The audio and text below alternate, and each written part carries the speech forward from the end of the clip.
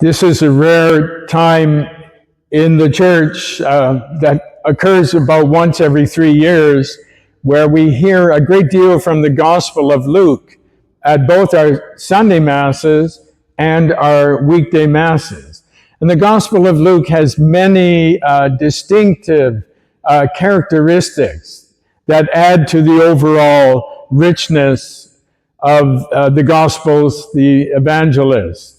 And one of those characteristics is the importance of wealth, how wealth impacts our discipleship with our Lord. We heard last Sunday Jesus telling us, use money, dishonest as it is, to win friends, so that when it fails you, when the money fails you, they may welcome you, the friends, into the tents, the everlasting tents.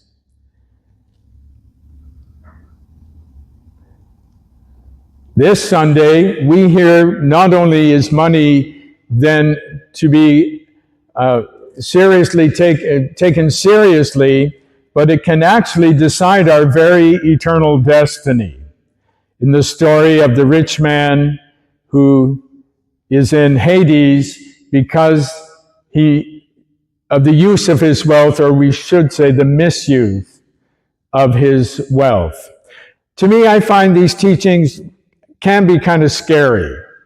And the reason for that is, of course, I don't think I've got all the money that the rich man had, but we all live in a very affluent environment, probably the most prosperous culture in all of history. And so that wealth is all around us. And as Jesus is telling us that the wealthy should be concerned, then I think we all need to be concerned. What can we do? What can I do in this affluence that surrounds me? Should I leave and go to a third world country? I can't do that. I'm too old for that. And besides, I like Canada. I don't want to leave Canada. So what can I do? How can I make sure that I won't fall under this warning, that this warning of Jesus might not come home to me? My solution is to look for a friend, as we heard last week, who can plead on my behalf. My solution is to look for a Lazarus, as in today's gospel, someone who will come and do even more than dip his finger in water and cool my tongue. Someone who can come and even plead for me.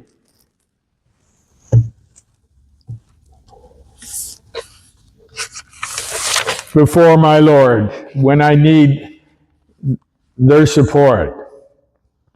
And so to my aid comes Jeetha. Jeetha is part of the Save a Family plan. So we all know these charitable ventures that connect us with people, families in other parts of the world. So Jeetha comes from India. She's on the shores of the Indian Ocean with her family. She has 3 children and a husband. And I really enjoy these plans, especially the Save a Family plan, because you get to correspond with the people who receive your donations. So you hear how things are going. And so this is a correspondence that I'm going to share with you that's taken place over 3 years. So you see how the things develop with Jeetha and her family. So the first letter, she says to me, Dear Reverend Father William J. Truce. By the way, English is her second language. You'll pick that up as I read her letters. So we wish you a happy Christmas and happy New Year. Your financial help doesn't only help us economically, but also psychologically and physically. The fund you have given us is utilized for kite business. Kite business. The next letter then is 6 months later. My inner self and self-respect is getting stronger every day. With that in mind, I, Jeetha, would like to express my gratitude on behalf of my family. Our kite is having varied demand on the beach. In other words, business is booming on the beach. I am also engaged. Children are very much attracted since it is so colorful. So obviously the children are saying to their parents, buy me a kite.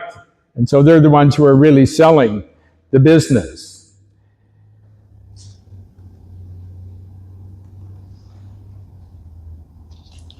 The next letter comes Christmas of the next 6 months later, Christmas of that same year. Our kite business is getting much famous during vocation, meaning vacation, and festival seasons. We can see that our kites are flying in the sky in a glorious way.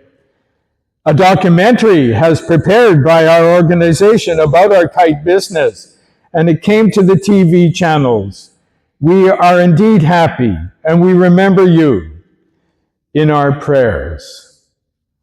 Of course, when I read these letters, I have this tremendous sense of relief. And so I have a little ritual that I follow. Whenever I give quarterly a donation to Save a Family Plan.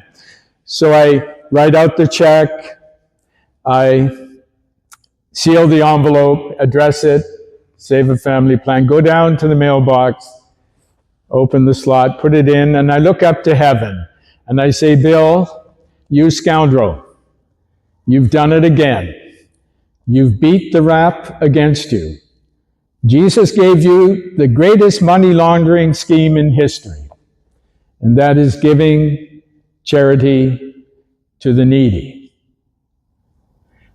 And so I'm confident that when I do stand before St. Peter, and he's looking over the records of my life, he'll probably be saying something like this, Father Bill, I must say I'm not too impressed.